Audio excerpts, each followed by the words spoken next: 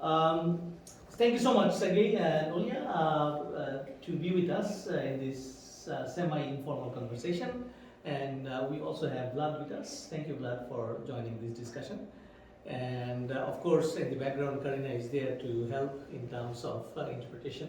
My question today, there are actually three questions that I have to get your response and your observations on. First question is, what do you think that the past 1 year of war, it has destroyed your lives, livelihoods, and you have left your country and took shelter in Canada. So what do you reflect? What do you see these whole 365 days of war? Отже, доктор, дякую вам за те, що ви тут присутні. І дає таке перше питання. Як ви гадаєте, як ви, озираючись на той рік, який пройшов, про те, всі події, що ви можете сказати по цьому року, який минув, які у вас відчуття, як ви бачите, що вам здається? Я бачу, що на протязі цього року сталася велика трагедія в моїй державі. Велика трагедія. Serge is telling us that he reflects these events as a great tragedy in our country. Я не знаю, скільки потрібно часу, щоб відновити чи вийти хоча б на той рівень, який був в нашій країні. Відновити інфраструктуру, відновити нормальне життя. Sergey doesn't know how much it would take to rebuild and renew and get back to the old previous life. Російська верхівка зруйнувала десятки мільйонів життів в нашій країні. Десятки мільйонів, я не помиляюсь. Russian leadership has ruined tens of millions of Ukrainian lives, and Sergei stresses that he's not mistaken. It's indeed 10,000 that were ruined by their actions. Багато з моїх співвітчизників загинули, багато поранених, багато сімей зруйнованих, багато життів помножених на нуль. Many of our countrymen are dead, wounded, many families are just annihilated. Thank you. Olga, let's get back to you. And what do you think the past 1 year that you saw in reflection, and now you are in Canada? Tell me your story. Розкажіть, будь ласка, вашу історію. Як ви дивитесь на той минулий рік, як що відбувалося і ваш приїзд в Канаду? Які ваші враження? Мої враження. Я підтримую Сергія. Те, що сталося, це трагедія. Трагедія для українського народу, для того народу, який ніколи ні на кого не нападав і весь час виборює право на життя, право на свободу, право на свою думку, на своє бачення.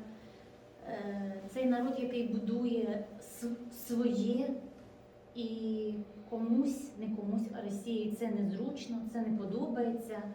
І так вони вирішили влаштувати свою долю в нашій державі. Olga Fulchenko's statement made by Sergei, and she just bewildered why Russian leadership decided to invade country of people who never tried to invade others or conquer others, who just wanted to be left alone, just work on their stuff, and she agrees that it's just a wanton aggression.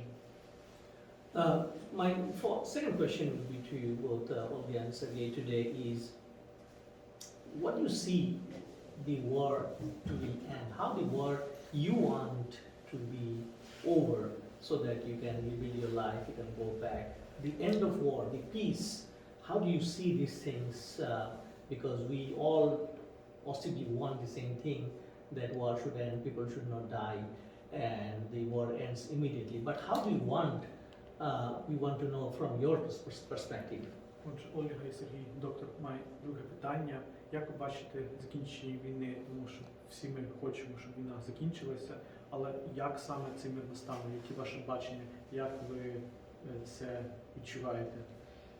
Я навіть зараз цього не бачу. Мені здається, що війна ще буде продовжуватися багато часу. Я б дуже хотіла прокинутися і почути ті слова, що кінець війні, але моє відчуття, що вона ще буде йти довгий час. І я не можу відповісти. Olga really wants to see the end of the war. She dreams that one day she will be awakened with news about the end of the war, but currently she can't say that she sees that war will be ended somehow in the nearest future. What about you, Sergey? Я так бачу, що поки не зміниться керівництво в Росії, нічого доброго не буде. Путін назад не піде. Він дуже помилився, коли почав цю війну. Він це на сьогоднішній час дуже добре розуміє, але кроків назад йому робити вже неможливо. Sergey says. Він на це не піде ніколи. Sergey says that he believes that with this current leadership of Russia, Putin especially, there will be no end to the war. Putin made a mistake when he engaged into open war hostilities with Ukraine, and he won't back up, he won't give up, he will only continue. Just I want to add from my side a little bit intervention. I think the only thing that in this regard is time is on our side. There was once a period when everybody believed that Kommerstam is everlasting and he will never die. But suddenly he got a stroke and he was dead just mattering of weeks. So I think there is always possibility that a man of Putin's age can have a stroke or just accident, just saying. І поки Путін не зробить кроку назад, але й український народ уже не відступить. Ми будемо йти вперед, і мені здається, за нами Бог і за нами правда, і справа часу.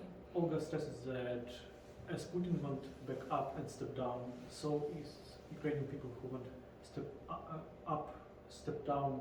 They will also continue to move, to fight, because they know that the cause is righteous, that God's and justice on their side. Absolutely. My final question to you, to both of you, is that what do you see alliances of, or friends of Ukraine, if I may use that phrase, to do more? For example, what do you want Canada to do, or US? So we want your response from two angles. One is the arms equipment that West is providing for the Ukrainian defense forces to defend their territories versus because the debate is whether we do something else to bring the closure of the war, to end the war, something else, diplomacy and other things. For example, yesterday you must have seen China has visited Chinese senior foreign office staff. He has met Putin in Moscow, and possibly within a couple of weeks or month, Xi Jinping is scheduled to visit. And China today is unveiling a peace plan in the UN. And also in the UN, there was a non-binding resolution. 132 countries voted in favor, 7 against, and 32 abstention. So this is what is happening. So given from this perspective, what do you think as Ukrainian that others should help you more militarily or otherwise? Отже, доктор також хочу вас запитати, причому питання буде з двох кутів. Що, на вашу думку, мають зробити друзі або союзники України для того, щоб цей конфлікт закінчився з точки зору військової допомоги і з точки зору іншої, можливо, гуманітарної допомоги, тому що, як ми бачимо, багато інших країн теж долучаються до вирішення цього конфлікту, як, наприклад, Китай, який відправив свого представника в Росію, показав певний план примирення і теж очікує на певні реакції і результати. Як, на вашу думку, як українців з цих двох боків? Що нам ще треба з точки зору військової справи і з точки зору гуманітарної допомоги або іншої допомоги, які додаткові кроки, можливо, будуть зроблені, бо ви хочете, щоб були зроблені? Sorry, it's a long comment, but yeah. Дивіться, що стосується зброї і допомоги Заходу Україні, для закінчення цього конфлікту, як я вже сказав, мирного шляху не існує. Тобто Україні потрібно стільки зброї, скільки необхідно для стримання та видалення російських військ з нашої території. Не на території Росії ведеться війна, на території України ведеться війна. Поки ми не виженемо їх за границі нашої держави, про що може бути мова? Якщо вони самі заберуться з нашої території, тоді можна починати якусь розмову. Згодна, цілком згодна. Ну поки що вони знаходяться на нашій території, в нашому домі. Да. Керують нами, розказують. Sergei and Olga concludes. Sergei believes that Western powers should provide as many of weapons as we need to push enemy from Ukrainian lands, because currently we have a war not in Russia but on Ukrainian soil. And Olga stresses that while they're there, Russians on Ukrainian soil, they are commanding and they are making decision. So basically the opinion is that as much of military help as needed to get rid of the invader. Olga, do you have further comments? Так, я підтримую слова Сергія.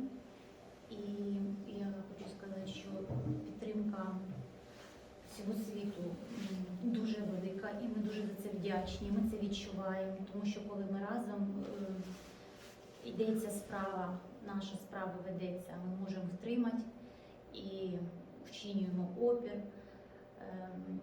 Так, просити про більше ми не зупиняємося просити, і світ продовжує допомагати нам. Ще раз за це ми дуже вдячні.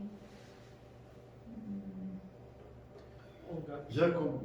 Як звичайній людині потрібно зранку сніданок, в обід і ввечері вечеря, так і нашій країні не потрібно більше. Я хотів би, щоб ця країна жила. А для цього що потрібно? Воздух для дихання, їжа для підтримки організму. А нам це обмежують. І нами керують, коли нам їсти, коли нам пити. Olga fully supports the position of Serbia. She believes that yes, we need as much as military help as we can get, and she feels that Western powers provide it. She's really grateful, and Sergei provides a very poignant opinion that as a human being needs 3 meals a day to sustain itself, so a country needs sustainable resources to survive and to carry on.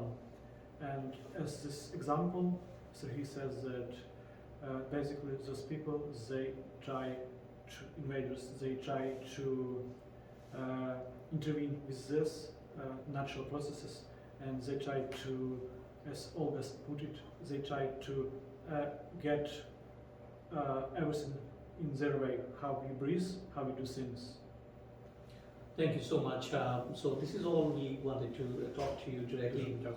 And before we end, I forgot that we should know you better. So if you just briefly introduce yourself, from which part of the Ukraine you come from, what was your profession before the war, and what was your life, very, very briefly. Both of you. First, Sergei. Сергій Наталя, будь ласка, представтеся, скажіть, звідки ви і чим ви займалися до війни? Мене звати Сергій, прізвище Барановський.